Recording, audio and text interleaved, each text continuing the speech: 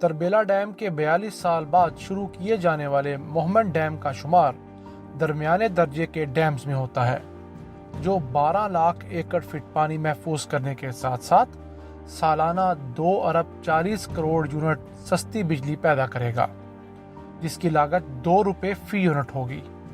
وابڈا کے مطابق اس ڈیم کی تعمیر سے ملک کو سالانہ 52 ارب روپے کا فائدہ ہوگا۔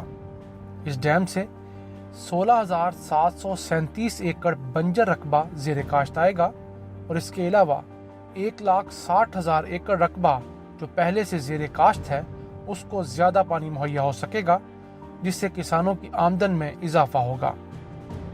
کرونا وائرس کی وجہ سے ہونے والے لاک ڈاؤن کے دوران بھی اس ڈیم کی تعمیر پر دن رات بلا ناغہ کام جاری رہا، البتہ حفاظتی تدابیر کا خاص خیال رکھا جاتا رہا۔ اس ڈیم پر 309 ارب روپے لاگت آئے گی اور یہ جولائی 2024 تک مکمل ہو جائے گا۔ اس کی تعمیر مکمل ہونے کے بعد پشاور، چارسدہ اور نوشہرہ جیسے بڑے شہر سیلاب کی تباہ کاریوں سے محفوظ ہو جائیں گے۔ سن 2025 میں دریا سوات میں ایک بڑے سیلاب کا خدشہ ہے، جسے یہ ڈیم بآسانی کنٹرول کر لے گا انشاءاللہ۔ یہ ڈیم دریا سوات پر واقع منڈا ہیڈ ورکس سے 5 کلومیٹر اوپر خیبر پختونخوا کے قبائلی ضلع محمد میں واقع ہے۔ پہلے اس ڈیم کا نام منڈا ہیڈ ورکس کے نام پر منڈا ڈیم رکھا گیا، اور پھر اسے مقامی آبادی کے مطالبے پر محمد ڈیم کا نام دیا گیا۔ اس ڈیم کا افتتاح وزیر اعظم عمران خان، سابق چیف جسٹس ثاقب نثار اور army chief general Qamar Bajwa نے 2 مئی 2019 کو اکٹھے کیا۔ اس ڈیم کی افتتاحی تقریب میں سابق چیف جسٹس ثاقب نثار کو خصوصی دعوت دی گئی، کیونکہ ان کی ذاتی دلچسپی اور اقدامات کے بغیر شاید اس ڈیم پر اگلے 3 سال تک کام شروع نہ ہوتا۔ اس ڈیم کی زمین سے متعلق چند امور تنازع کا شکار تھے، جنہیں سابق چیف جسٹس ثاقب نثار نے حل کرواتے ہوئے تمام رکاوٹیں دور کیں۔ عوام میں پانی محفوظ کرنے کے لیے آگاہی مہم شروع کی گئی، اور فنڈز کے لیے سپریم کورٹ دیا میر بادشاہ محمد ڈیم فنڈ کا آغاز کیا گیا۔ اس فنڈ میں اب تک تقریباً 12.5 ارب روپے جمع ہو چکے ہیں، اور ان میں روز بروز اضافہ ہو رہا ہے۔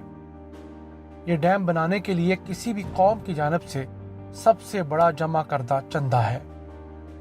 اس فنڈز کی تفصیلات سپریم کورٹ کی ویب سائٹ پر بآسانی دستیاب ہیں اور وہاں سے حاصل کی جا سکتی ہیں۔ یہ ڈیم 700 فٹ بلند ہونے کی وجہ سے دنیا کا 5واں بلند ترین concrete face rock fill dam ہوگا۔ دنیا کا سب سے بڑا concrete face rock fill dam China میں زیر تعمیر ہے، جس کا نام لانگ گونگکو ڈیم ہے، جو 968 فٹ اونچا ہے۔ اس ڈیم کی تعمیر سن 2021 میں مکمل ہوگی۔ یہ ڈیم 87 لاکھ ایکڑ فٹ پانی ذخیرہ کرنے کے ساتھ ساتھ 3000 میگا واٹ بجلی بھی پیدا کرے گا۔ اس ڈیم کی تعمیر میں 20 اہرام مصر جتنا پتھر استعمال ہوگا۔ محمد ڈیم کے نزدیک آباد لوگوں کی فلاح و بہبود پر 4.5 ارب روپے خرچ کیے جائیں گے، تاکہ ان کا رہن سہن باقی ملک کے برابر لایا جا سکے۔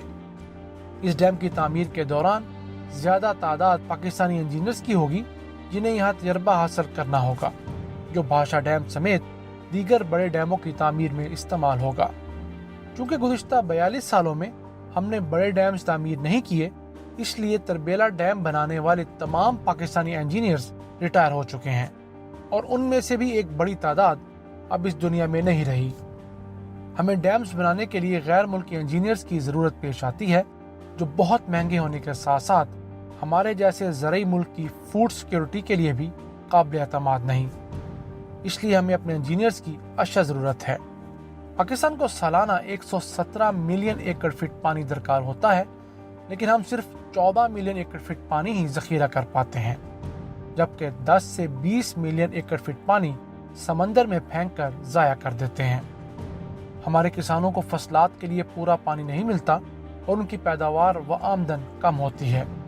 اسی وجہ سے پاکستان میں زرعی اجناس مہنگی ہیں، جیسے مصر میں ایک کسان 1 ایکڑ سے اوسطاً 70 من تک گندم پیدا کرتا ہے، جبکہ ہماری اوسط صرف 30 سے 35 من فی ایکڑ ہے۔ اگر ہم بھی اپنی فی ایکڑ پیداوار مصر جتنی بڑھا لیں तो हमारे यहाँ आटे की कीमत में 50% कमी वाक़ हो सकती है। इसी तरह सब सब्जियां, चावल और फ्रूट भी सस्ते हो सकते हैं। सन 2002 में इस डैम को एक प्राइवेट कंपनी के हवाले किया गया, जिसने 7 साल कोई काम नहीं किया और ये 7 साल ज़ाया कर दिए। उसके बाद इसे वापडा के हवाले किया गया, जिसने काम का आगाज किया।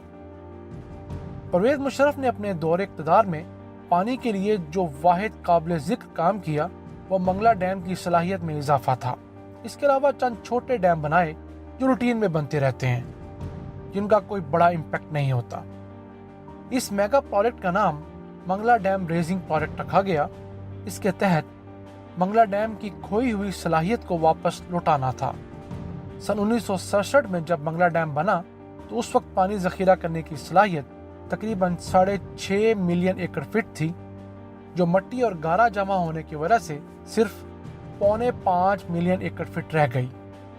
परवेज़ मुशर्रफ दौर में मंगला डैम की ऊंचाई में 30 फीट का इजाफा किया गया, जिससे इसकी सलाहियत में 30 लाख एकड़ फीट पानी का इजाफा हुआ, यानी तकरीबन 3 मोहम्मद डैम जितना इजाफी पानी। जुलाई सन 2004 में शुरू होने वाले इस प्रोजेक्ट के सबब अब मंगला डैम पाकिस्तान का सबसे बड़ा डैम है।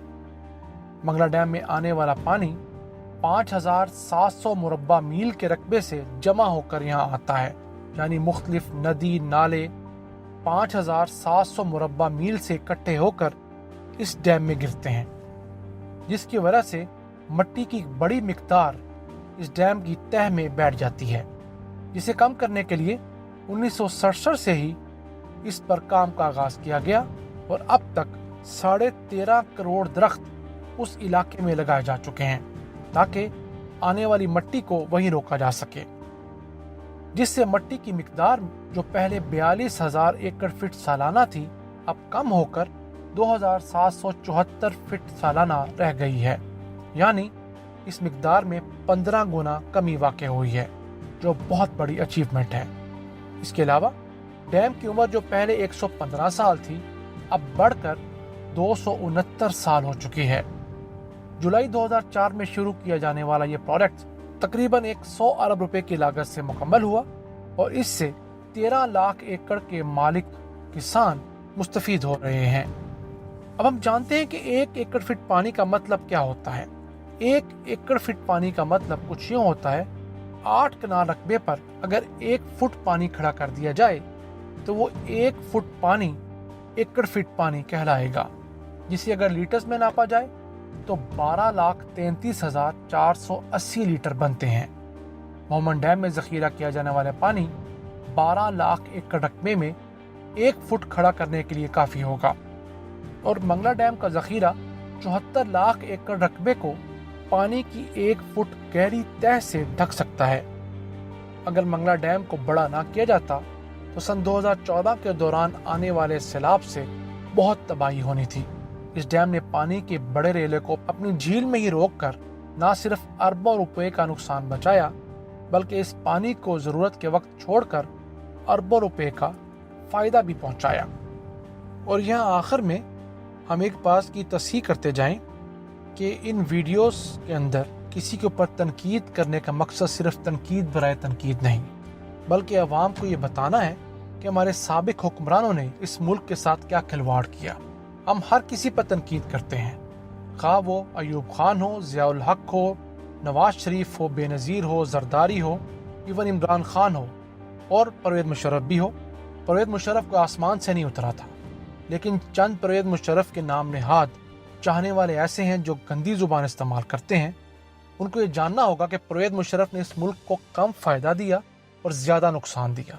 डॉलरों की खातर बिका और हम ये बात कहते रहेंगे कि परवेज़ मुशर्रफ एक बकाऊ माल था जो डॉलर्स की वजह से इस मुल्क को बेचता रहा।